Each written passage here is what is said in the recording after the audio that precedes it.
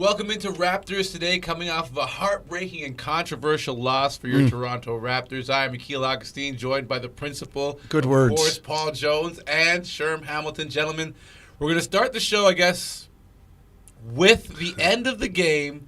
And before we even talk about the Scotty Barnes technical, let's talk about the role the refs played outside of that technical. Are we happy with the calls that the MVP gets? Because we know MVPs, they oftentimes get the benefit of the doubt with the whistle. How do you think things played out for the Toronto Raptors with the whistle and the refs? Jonesy. I'll look bigger picture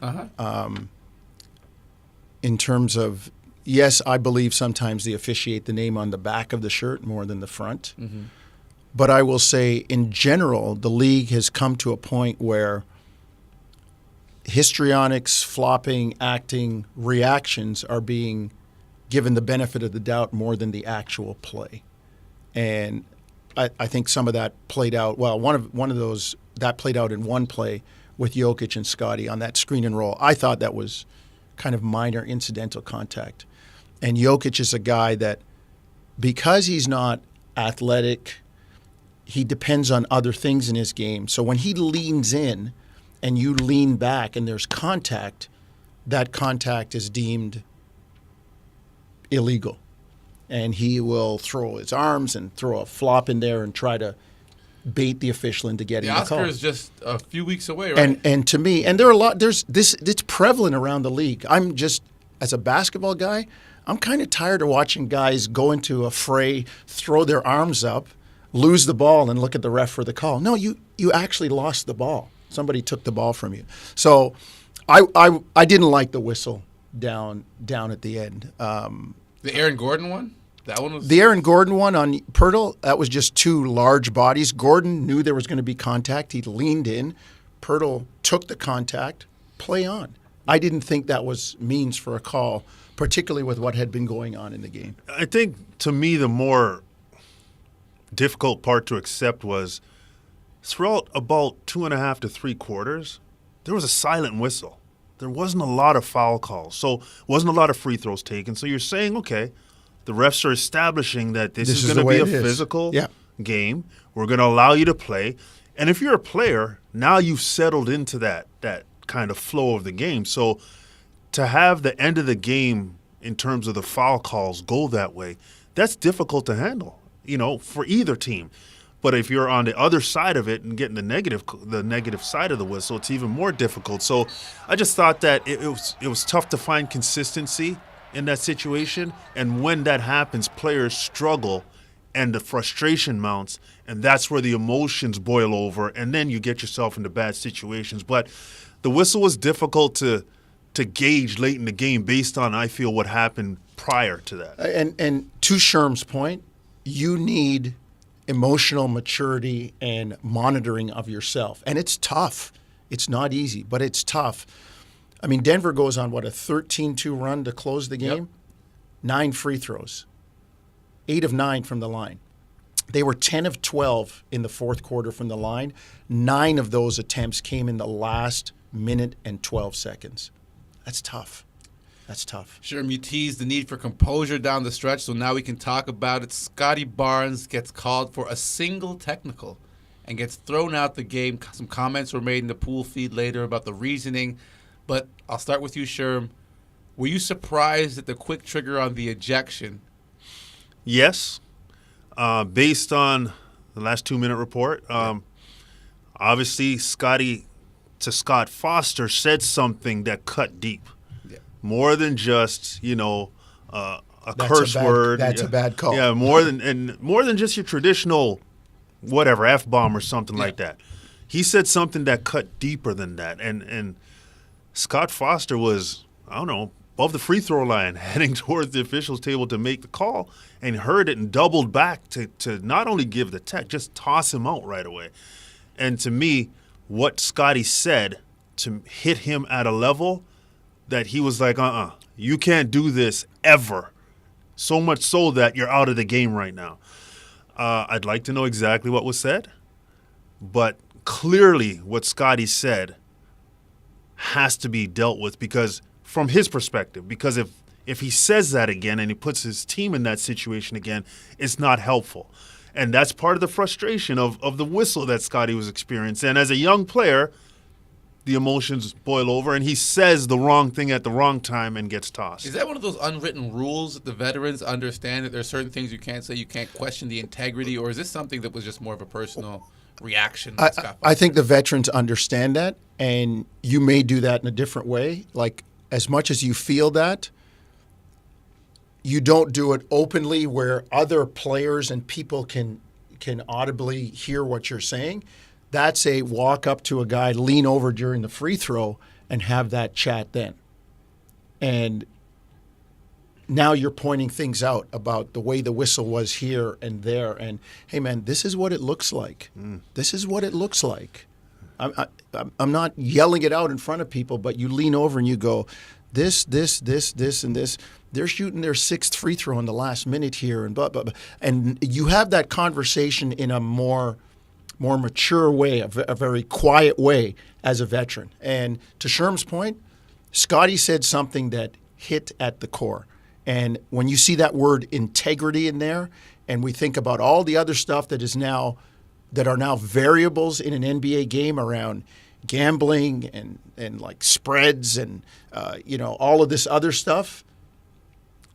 Now you're talking about Touchy something. subjects. Now you're talking about touchy something, especially with a guy who was connected peripherally to something before that happened in the NBA. All right. Yeah, it's dangerous. Yeah. It's dangerous. Yeah. Having that conversation on the court with an official, anytime you're intimating something of that degree, I don't know if you can have it in a quiet way or if you have it in a louder way. I think at any point where the official feels like not only their crew, but the game is being questioned from the officiating perspective that attaches them to the histrionics of what has happened in the NBA, there's no holding back at that point. I'm saying the quiet conversation might still get you kicked out, but if you feel you have to have it, you have to have it quietly. Yeah, not an option. All right, now with all that said, with all the controversy, the Toronto Raptors were in a game against the top team in the Western Conference, the team with the best home record, the Denver Nuggets, playing about 50,000 feet up in the air. 52-80. Do we walk away from that game with some confidence and inspired by what the Raptors were able to accomplish, Jonesy? If you're asking for a moral victory, Yeah. no. No. Well, yes and no. Yes, in that I think this team, when they're healthy and they've shown it, they're improving. Yeah. They are going to be a tough out, but you wanted that game for that game would have put you into eighth after the loss by the Hawks. You would have leapfrogged them into the 8th spot. And we've talked about it here off mic on this show. 7, 8, 9, 10. There's a big difference between 9 and 10 and 7 and 8. Oh, yeah. If you're 7, 8, it's one win and you're in. If you're 9 or 10, it's 2 wins on the road to get yourself the last spot. So, but you do take, as a Raptor fan, you do take the fact that, man, when this team's healthy and they got everybody going, they're really, really good. I thought Nick Nurse's game plan was superb. And for the most part, the execution of it was better than average, was very good. And that's why the Raptors had a lead late in the fourth quarter. Yeah, I think obviously there's no moral victories. We all played sports, and you lose, you feel bad about it. But there are positive takeaways from the situation.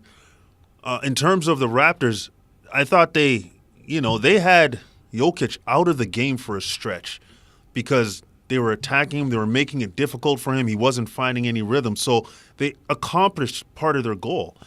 The other side of it is their ability, I felt, offensively to get major looks, good looks at the basket was fairly consistent throughout the course of this game.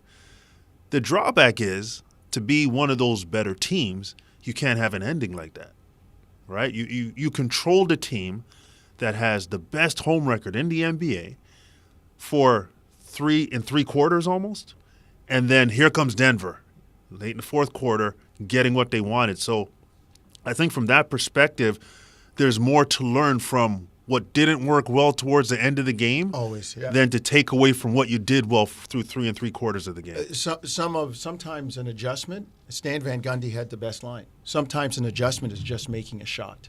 Like, you don't need all these major adjustments. You just need to make shots. And again, I go back to the game plan. Putting Jokic in ball screens and having him stand there guarding nobody when the ball handler turns the corner. He's too far from the ball handler to pressure. He's not quick enough to get up and pressure. And then he's too far from the roll man. You go and look at Jakob's baskets last night on the inside with little jump hooks, sealing people, rolling hard down the lane. Like, I think the blueprint is out there, not necessarily how you beat Denver, but certainly how you attack them to neutralize Jokic and get what you want out of your offense. Well, definitely someone who was encouraged but disappointed by the outing last night. That was Nick Nurse. We hear from him now.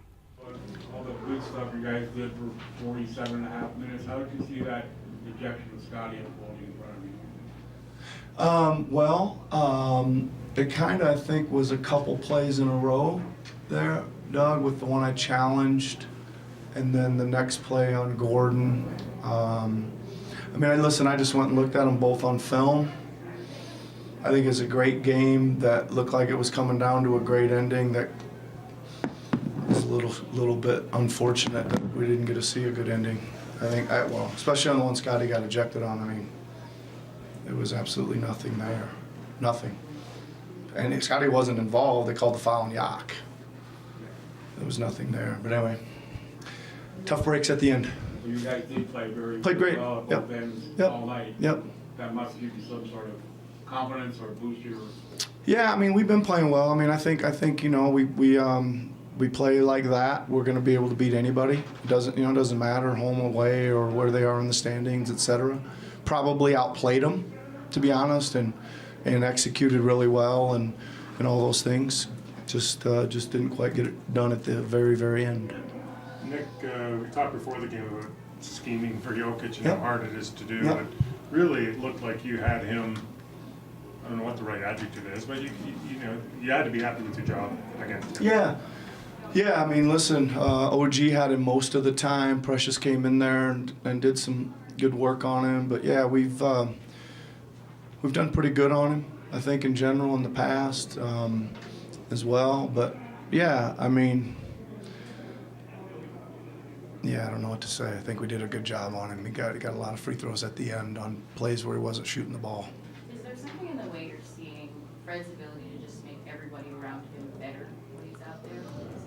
Well, he was executing really well. I thought we had a lot of good stuff going out of our mid pick and roll. We were getting shots. We were getting the roller. We were getting the underneath pass. We were getting the roller out to the corner three. We were doing a good job of kind of finding 3 of the 4. I don't think we ever played strong side on it. They were staying home on the strong side, but we were able to move them into some rotations on the weak side, and our guys just kept kind of finding them. Yak was great on the rolls. I thought the guys did a good job, and Freddie was leading all that stuff. Called a good game. How impressed were you with OG's defense, especially on?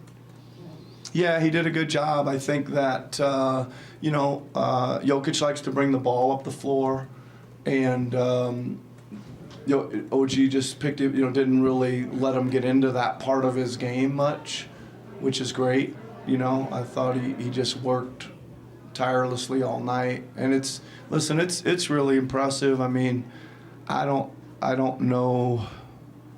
The guys guarded like DeRozan, Beal, now Jokic, in 4 games, and he's done a great job on all of them. From a 7-foot plus guy to one of the shiftiest guards in the league in Beal. He's really a great defender, really great defender. So again, the Raps fall to the Nuggets, but part of the story, aside from the refereeing, is the defense on the potential, likely 3-time MVP Nikola Jokic, and it was double duty. Of course, Jakob Poeltl taking the brunt of it, but OG Anunoby coming in and showing a different look. How much confidence does this give you guys about the Raptors' ability to contend with the bigs? Because we know Embiid's been a sore spot for the Toronto Raptors team. Sherm, does watching the adjustments that Nick Nurse has made allow you to believe they're in a better position to maybe stifle a big when the time comes in the playoffs? Well, all bigs aren't created equal, Yes. right? And Jokic, he's not going to just physically overpower you. He's a very finesse, skilled. Don't get me wrong. It's not like he's running away from contact, but he's not that bruising big guy. And I think the Raptors were able to take advantage of that. They understood that, as was talked about earlier, you put him in the screen and roll, he's going to drop back. He's really not guarding anybody. You can get what you want. The other side of it is when you have defenders who have length and are physical but are under the center of gravity of a bigger player, you can really impact their movement. And you saw Jokic try to back down guys like OG and Scotty, and they're able to use their lower center of gravity to really eliminate his ability to create and gain space off the dribble. So I don't think it's the recipe for every big in the league. You look at a Joel Embiid, it's a different animals. Yeah, but yeah. they did, I think, do some really good things against Jokic to kind of neutralize. He only took 8 shots in the game. Yep, 17 points. Yeah. 4 of those points coming in that 9 free throw stretch at the end of the game. He's automatic from there. And there was I'm pretty sure there was a tip in that was an offensive goaltend Yes. that should have been taken back at a key time. That said, to Sherm's point, not all bigs are created equal. And you're not playing Embiid the same way you're playing Jokic. If I see Embiid, I'm going at him with high hands and I'm doubling him because he's prone to turning it over. He's prone to throwing it away. Like that, Nick Nurse has his recipe cards for the different bigs. And now with Jakob Poeltl, he has more flexibility. Again, in the game against Denver last night, we saw Anunoby as the primary defender, and Poeltl kind of center fielding and being a guy that sometimes when they would play screen and roll and Jokic would roll, now he's closer to the basket and more of a threat as a big guy. Then Poeltl's jumping on him. Poeltl's taking him on the roll. So I just thought the game plan was really, really well conceived by Nick and all the rest of the guys, and for the most part executed pretty well, save for the last minute 15. All right, we'll talk a lot about the last minute 15. And of course, the players will too. Let's hand you off to Fred VanVleet and Scotty Barnes. What happened in that play? I don't remember what happened. Was it a foul line? Yeah. Yeah. I was just saying something to myself, and then I guess he took offense to it, so he just threw me out of the game. So you weren't talking to the official, you were just talking sort of moderately. I was just like talking to myself. You have been frustrated with a few calls. Have there been dialogue with the ref through the game that was abnormal, or did you think it was just sort of normal stuff that happened? It was just like normal talk. I felt like I got fouled on something, so I just told him about it a little bit. But I guess they were just mad. I don't know. So you said something to yourself. You got the first tee. No, it wasn't no first tee. It was automatic. It was just ejection. Yeah. But that aside, overall your team's play side was very, very impressive. You guys sort of feel you're turning a corner or improving each night out? Well, I feel like this one is the one that we definitely should have won. They made some tough plays down the stretch. Jamal Murray hit a couple big shots. They made their free throws down the stretch. This was one we'd definitely like to have, but we played good for most of the game. At the end, we gave it up. So we just got to be better, finish out the game. Scotty, Nick was talking about how well of a defender OG is. What are you able to see when he's out there taking on different arrays of assignments? We know that OG can defend anybody at any position. He's physical enough, strong enough, move his feet very well. So we know we can trust OG in any situation to get a stop or to guard whoever for over the course of a game. Can you identify maybe parts of that final minute where things kind of got a little less organized? I don't think it was less organized. I just thought it just turned into a replay fest, arguments, every call here, there, everywhere. I'm going to save my money, but I just thought it was otherwise a very smooth, high-level game, and then down to the last couple of minutes, it just went, a little off schedule there. But give them credit; they made a couple more plays, if you want to call it that. But it was, tough way to go out for sure.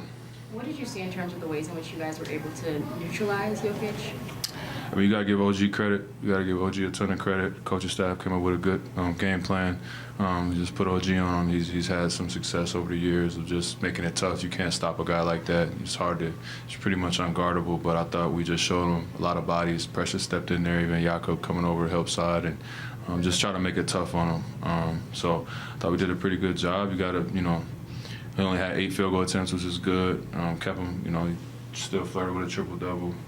But, yeah, I thought we did a good job on him for the most part. All right, switching gears and talking about news around the league. And earlier this week, Giannis Antetokounmpo tried to get a triple-double via the Ricky Davis rule, which was throw the ball off the rim and get yourself a rebound. It was his 10th of the game, but it was rescinded later by the league. And, of course, Kendrick Perkins accused a young man we just saw last night play the Toronto Raptors, Nikola Jokic, of padding his stats as he went for, I believe it was 10 straight games of triple-doubles. So the question I have is, does the NBA have a stat padding issue? Sherm, I'll start with you. I don't think it has a stat padding issue. I do think that some things become subjective at times. We were talking off air about the assist itself. What constitutes an assist? Does a player dribbling the ball take away the assist? Does a player dribbling, making a move take? What is it? Because we've seen assists be given in so many different forms. So I think when it comes down to subjectivity, that's where guys like Kendrick Perkins can have a question about stat padding.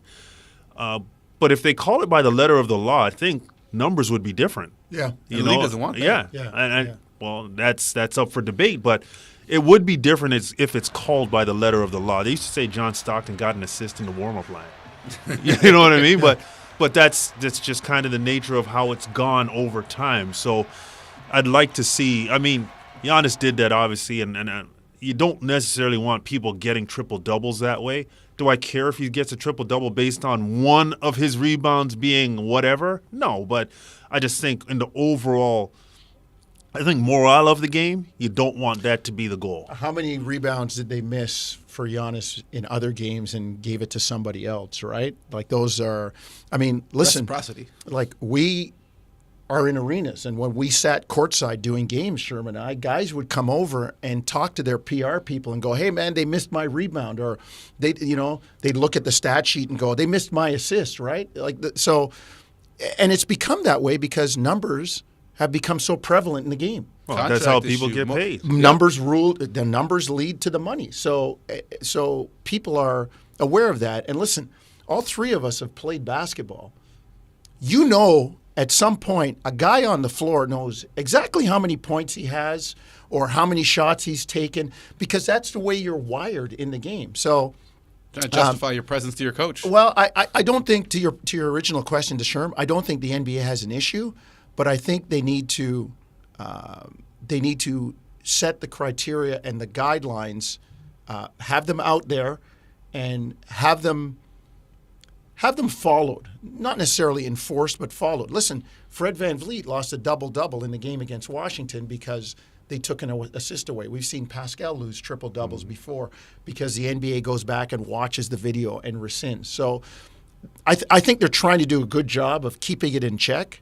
But I also think you need to know to let the people marking assists and turnovers and whatever remind them every so often of what the exact criteria are. And I think triple-doubles are such a coveted thing in the NBA. Historically, you think about Oscar doing it for his career, and then, look how long we had to wait for another player in Russell Westbrook to do it. So it's one of those more touchy historical achievements that I don't think the NBA wants watered down. All right, okay. Well, that's it for that conversation, but it was a double game night for the Raptors organization as the Raptors 905 played host to the G League Ignite and some Canadian action as Lennon Miller was in the house, as well as potential second overall pick Scoot Henderson. I hand you off to our broadcast team of Matt and Warren Ward as they break down last night's game. On a star-studded night at the Paramount Fine Food Center, it's the Raptors 905 who beat the NBA G League Ignite by 19 points. And Warren, this game had a little bit of everything on it. entertainment for sure. But let's start with the first career triple-double for Sterling Brown. He was fantastic. Ignite made this game interesting, but Sterling Brown had other plans. First career triple-double, and you see why. There's a reason why this guy has been in the NBA, is knocking on the door and getting back into into a team. There's nothing he really can't do. He had a ferocious dunk, as you saw there, and he plays at both ends of the floor. Really good defender as well. Rebounds, always has his head up looking for his teammates, and more importantly, he scores timely buckets, and that's such an important aspect. It's not so much how you score, it's not so much when you score, but how you score.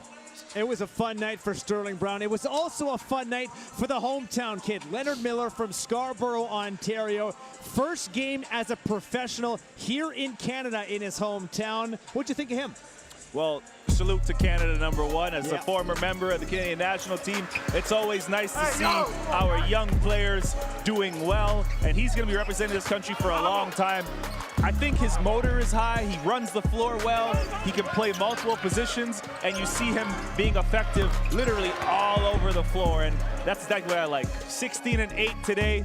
Phenomenal basketball player. And he had a lot of eyes on him as well, and he delivered in his homecoming. The Raptors 905 win their 4th straight basketball game. The homestand continues on Wednesday when one of the best in the East comes to town. That's the Philadelphia 76ers affiliate in Delaware. We'll have that for you Wednesday night.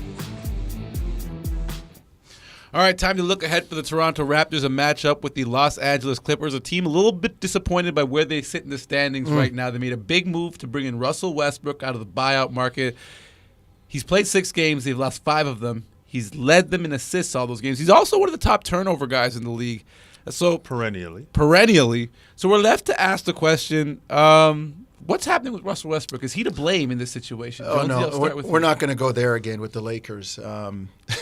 It just seemed like he took the blame and the fall for everything on the other side of the hallway when he was with the Lakers. But it follows him. Let's say this. If traditionally you look at the turnover thing, Magic was way up there in turnovers. True. Steve Nash. Like guys, home run hitters strike out in baseball. They swing for the fence, they miss, they strike out. Guys who handle the ball a lot are not only going to – and I think the thing to look at is the assist-to-turnover ratio more so than just the straight turnovers.